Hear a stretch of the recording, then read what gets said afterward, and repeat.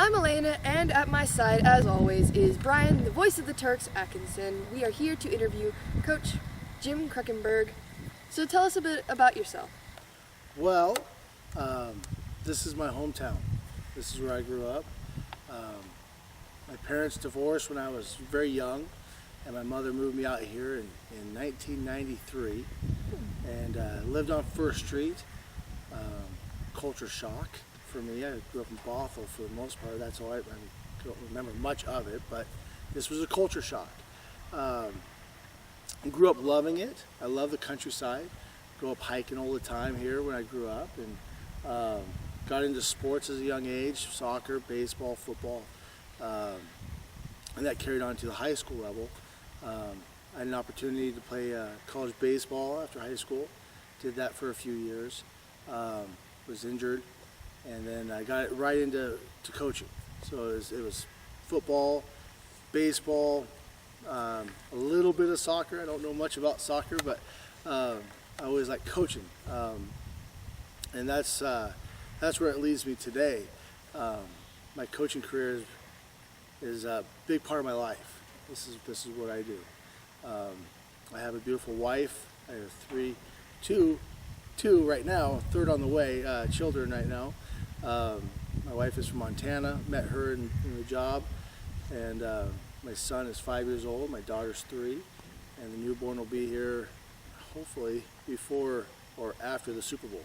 So we'll see. It's going to be close. That's where we're at. Sky Valley kid. Sky Valley kid. Sky Valley kid played baseball right over on Turk Dirt over there, right? That's right. Now that field was put in right when you came into high school? The new baseball field here, well, I say new, my senior year is built. The Seattle Mariners donated, I think that was over $60,000. We won a grant, and we didn't know what to do. We always played on, it's funny, the cemetery field over here by the Sultan Dump. That's where we played our high school baseball games. And to have this, it was amazing. It was gorgeous, and a brand new track around it, and it was, I remember the opening day, like it was yesterday. It was gorgeous. You coming back to coach at your old alma mater, so you're a Sultan guy through and through. What is your favorite memory from high school, non-sport related? Oh boy, I have a few. It was right after. Okay, so the baseball team my senior year, we had a really good team, and my mother volunteered. She put me in the whatever. I forget what competition it was. It was some sing and dance competition, and I had no idea I was doing this. But I knew the song. I grew up with this song with my mom, and she would dance around the house, and I knew the words. So as angry as I was after losing the game, I went out and did this, and the funny thing was we won the competition somehow, my mother and I, and we had to perform it here at the Sultan Shindig that summer. And that was a pretty good memory. I've never done anything like that before. And that was pretty exciting, actually. And the funny thing was, all my friends razzed me about it, like, oh, you're going to be a sing and dance, or you're a song and dance. I said, hey, maybe, who knows? I kind of enjoyed it. So, yeah, that was a big memory for me right there. It kind of got me out of my shell a little bit. So that was cool. So, what is your favorite memory from Sultan? Athletic-wise. My favorite moment, athletic-wise, would have to be beating Kings High School my senior year, finally.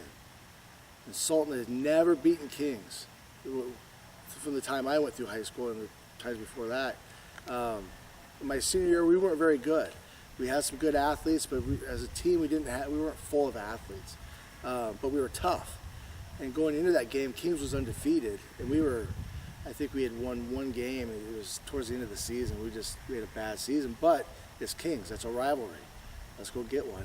Let's go win one for the Gipper.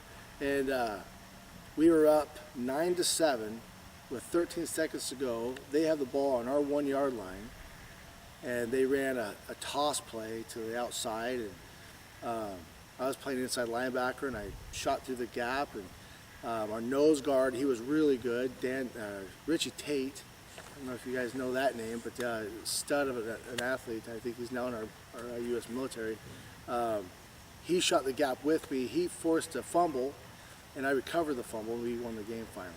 So that was my biggest sport moment here, absolutely by far, is being Kings High School. That is awesome. It was sweet. What a awesome memory. Oh. Now you stay active. Mm-hmm. Try You to. stay active.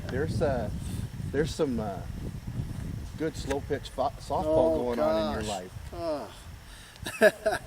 Well, my softball career is dwindling down since I've taken a head coaching job in football. But yeah, I play competitive softball. We travel all across the United States. We have a major sponsor that pays our bills, and it's kind of nice. But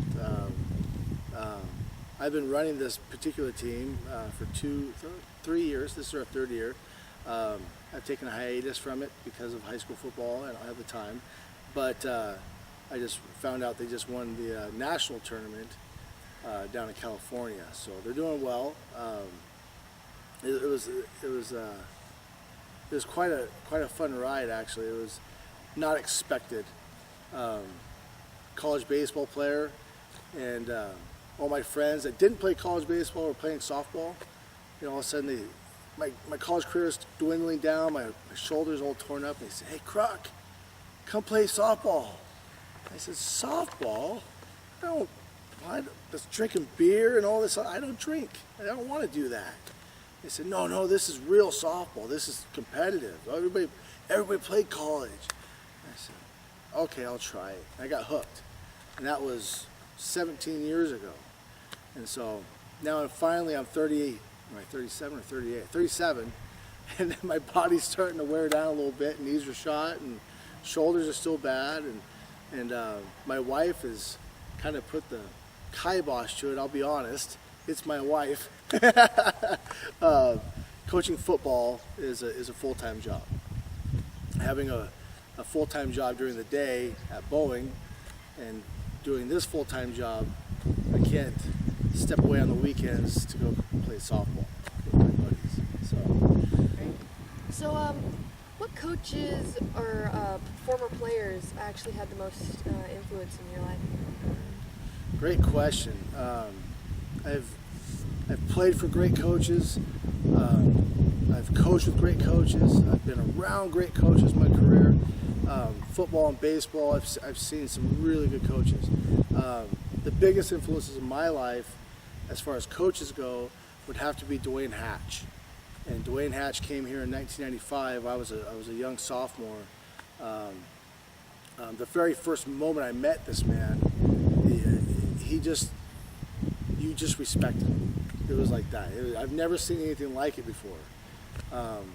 Quick story, we were in the weight room, a couple buddies of mine. We didn't have much of a weight room. It was a closet. We had a bench press, a squat rack, a universal set, and that was it. And so we heard about Dwayne Hatch. He got the Sultan job.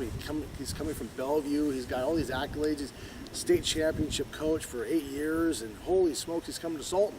Hall of Fame coach. But we don't know what he looks like.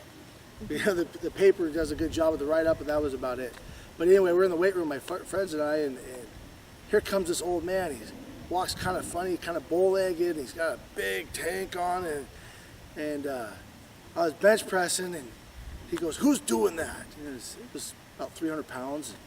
I said, "Well, I am, sir." He goes, "Get out of the way, get out of the way." We don't know who he is. He just walked in, and he gets underneath this thing. Now, Dwayne Hatch was old at this time. He was upper 50s.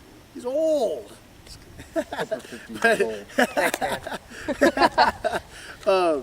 and he got underneath the bench press. Now, it was 305 pounds, exactly what it was. And he takes it off the rack. He starts shaking. I'm like, he's going to die. And he goes down ever so slow. And he just touches his chest. And then, like it was nothing. We're like, whoa. And he stood up. We're like, who are you? He goes, "I'm your new head coach." And we ran out of the weight room and we we didn't have cell phones back then, so we're running around knocking on all our friends' doors. We got a new head coach. Holy smokes! It was a great moment. From that moment forward, I mean, he didn't have to say anything. He walked in the room. You just showed him that respect.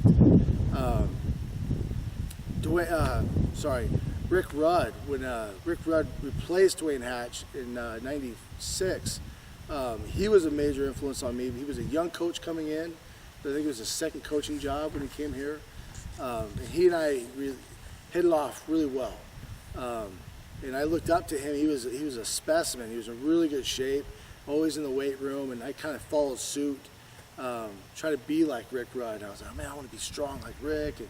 And he was a positive influence on my life, that's for sure. So I made sure when I got the job here, I brought him back into coaching. I know he took a year off, and I said, buddy boy, you're with me. I got to have you. So you get to coach with one of your former coaches, and he's your assistant coach now. Yeah, that is awesome. Yeah, it's kind of weird, but it's working out really well. Yeah, I gave Rick the offense to coach, and I'm coaching the defense, and I know he knows his job, and I know my job, and we're gonna do really well. That's for sure. I want to talk about philosophy. Okay. I want to talk about student athletes. Okay. So tell me what the ideal student athlete is for you. The ideal student athlete for me, and I take it very seriously, you're a student first, then an athlete. And I'm trying to get these kids to understand that we have some great issues, not many, but the young mind tends to see what they see on TV and all these professional athletes, and sometimes you don't get the best view of a person when you're looking at those kind of guys. Sometimes, not all the time, but some people don't have to work, and they just do it, and they succeed. Well, other kids have to struggle and do the little things to get the big picture done, and the hard work that we try to teach in football, I hope relates to life in some way. I tell the kids all the time, I said, you do the little things and the big things are easy. Do the little things first. Showing up to class every day. Doing your homework when you go home. Those little things right there will set you up for success later on in life. Discipline. We try to install discipline in practice. Our philosophy is, if you're going to do something, do it right. If it's worth doing, do it right. Simple things. I'm not trying to complicate any things here, but we're student athletes first. If you fail a class, you don't get to be an athlete. And I think that's a great thing. I learned that lesson as a freshman. I became the starting catcher, and I thought I was the big time guy on campus. I don't have to go to class. I'm hanging out with the senior guys. Hey, this is great. Well, I failed a class. I had to sit 2 games. That crushed me, and I hurt my team. And I said I would never, ever do that again. And I never did. But it was a life lesson that I had to learn. So I hope if these kids have to go through something like that they learn from it. Never do something like that again. Because it's foolish. To fail a high school class, I think you have to work at it. You have to try not to pass. All you have to do is show up, do your homework, maybe do 40% of your tests. You're still going to pass. You did your homework. You were there every day. It's not that hard to graduate from high school. If I did, anybody can do it. Trust me. If a student athlete could get one lesson from playing football, what is it you want these guys to get out of playing football? Hard work. Hard work. Because in life it ain't easy. This is easy. This is nothing. You wake up every day, it's Groundhog's Day after high school. It's you're punching the clock. Punching the clock. When you come home, you might have a family. It's the same thing every day. It's tough. It's not easy. It's enjoyable. You're going to have great moments in life. But after doing that for 20 years, 25 years, 35 years, 45 years, that's a grind. It's not easy. So I think sports in general help kids, the young mind, develop that work ethic early. And you're working hard out here in practice. The coaches are yelling at you. They're getting you to do all these drills and blah, blah, blah, blah, blah.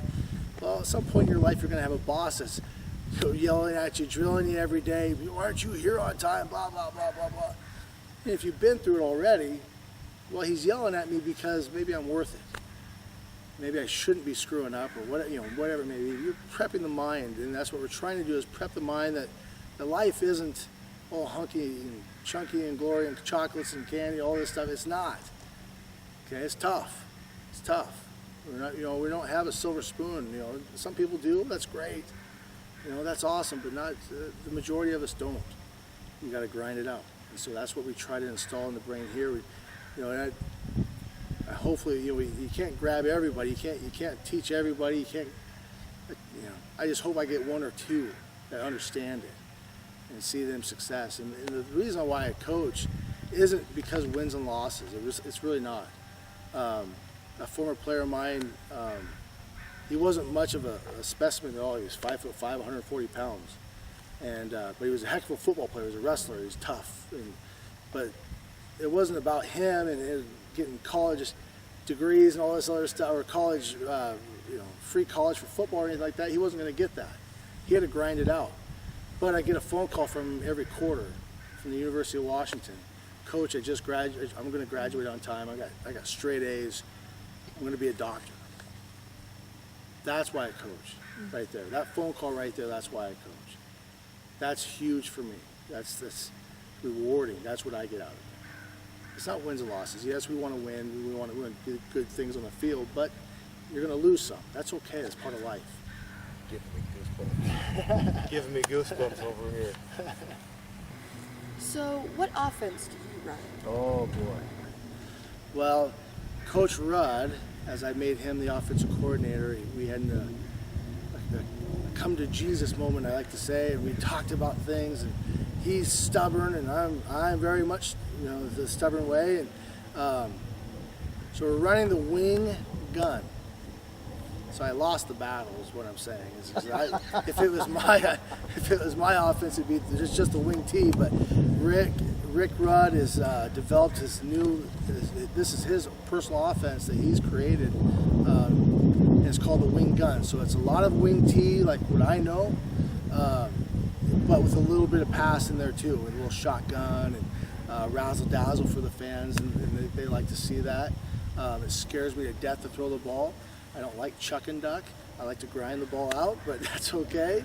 I told him, I said, as long as you score points, I'll stop them on defense, we're okay. So yes, the wing gun is what it's called. Rick Rudd's offense. Yeah. So are we going to see him under center a lot? Or a little mixture of both? If I get my way, we'll see more under center. If things aren't going well, if we fall behind on points, I think we're going to have to throw it a little bit and shotgun. But for the most part, I think you'll see us under the center for the majority of the time, I think.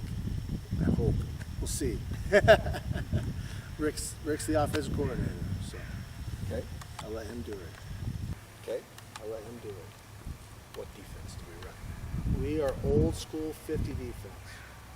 And the high school I left to come here with, this is the exact same defense we ran there. We are a very successful defense. It's an old school 50, they call it. And a lot of college coaches who I've talked to, they said, you can't run that defense. Not with all the passing offenses out there now. We've evolved it a little bit. We have 2 stand-up outside linebackers, and they are on the line of scrimmage. And that looks kind of funky when you've got all these wide receivers running outside of them. But we've taught them, they're more of a hybrid safety, outside linebacker type player. And that's worked very well for me in the past. The speed and athleticism I saw when I got the job here, I said, yeah, we can run it. We can do it. We have speed. And you'll see it. You'll see it. It looks like an old school defense. It really does. I got a funny story about this one. This is a good one. I was at a Hall of Fame dinner, and Don James was there at the same table as me. The dog father, University of Washington, sorry. And we were talking around the table, and he goes, son, what do you defensive coordinator. Well, what defense do you run? He's a defensive guy. This is the guy. And I said, I run a 50. He goes, no, you don't. You can't run a 50. I said, yeah, we do. He goes, well, you're not very good then. And I said, no, we do pretty well. We're in the champ. We've been close to the championship every year we've been here, and that's been 8 years. And he goes, you got to show me. And so we left the table and pulled up my iPad and pulled up my Huddle account and pulled the game film. And here I am with Don James. Here's my defense. He goes, wow. How did the outside linebackers run out there and cover that guy? How do they do that? I said, just coach them. He goes, oh, well, you sold me. I'm in. I said, well, that feels pretty good when you got the dog father on your side. So That's pretty cool. Once Pretty again, goosebumps. Goosebumps. That's awesome. So then, what stands out to you about this year's team? And could you describe them in maybe one word or more? This year's team is tough. These guys, well, I'll say this. The high school I left was a white-collar town. A lot of money. Kids, we had athletes, and our numbers are big over there where I left. But here, our numbers are small. This is a culture shock for me again. When I saw the numbers come out for the first day of practice, I'm like, okay, this is what we got, okay. And then we padded them up for the first time. I was like, whoa, very pleased. I called my brother. He's the defensive coordinator now after I left. I said, you got to come down and see this. You got to come down and see this. Bring some other coaches, man. Come down and see this. So we had a little inter-squad scrimmage right here, and my brother's going, whoa, they're tough. They're football players, and they're tough. There's not a lot of them. And this is what I've told, Jim Shapiro from Kings High School, we're going to go scrimmage them today. And he goes, how are the numbers, Coach? How's it going out there? And I said, well, numbers are small, but we have football players. It doesn't matter how many kids you have. Are they football players? That's exactly what Sultan has. It's going to be a really fun year for us. There's a lot of speed, faster than I thought we'd be. Trey Sargent, fast. Zach Zorns, super fast. Andy Sam, super fast. Tanner, he's a bowling ball. The guy runs over everybody. I mean, he is a stud. We have a lot of talent. Noah Fleming, that kid will run through you and outrun you. So, I mean, we got talent. Tough. Well, you just took my next question right away. I wanted to ask you who was standing out. Well, geez. Tanner Belcher has really stood out. I've taken away his quarterback starting job from last year. I'm a nitpicker when it comes to detail and footwork and all this stuff, and the reality is he's not a quarterback. He's a running back.